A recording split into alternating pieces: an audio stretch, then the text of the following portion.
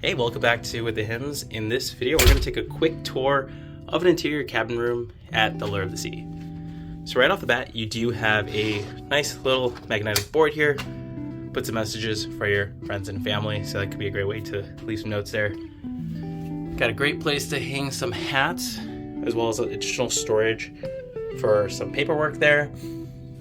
I guess this magneticness extends all the way further, so it goes a bit further there. You do have some cabinetry as well.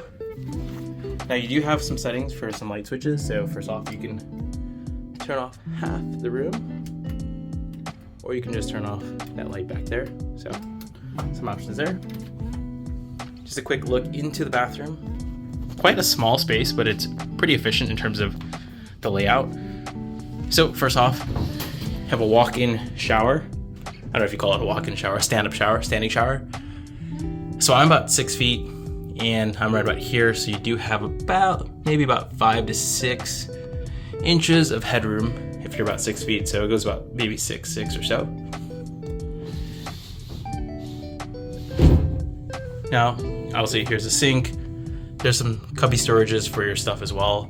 The toilet, fits me appropriately and I'm 6 feet. So no problems there for most people. You do have the ability to adjust the setting of your room, how warm and cold you may want that.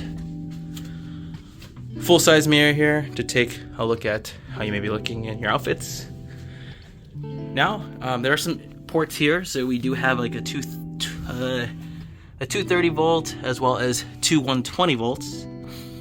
And the 120 volt is already connected to a multi-port outlet, so you have 3 built into your table there, so you don't have to really worry about bringing your own, which I don't even think they allow you to bring that as well. You have a switch here to adjust your vanity mirror lights. Some more storage here. This little coffee table can be brought out so you can enjoy a meal sitting on the sofa. This sofa is obviously a pull-out bed as well.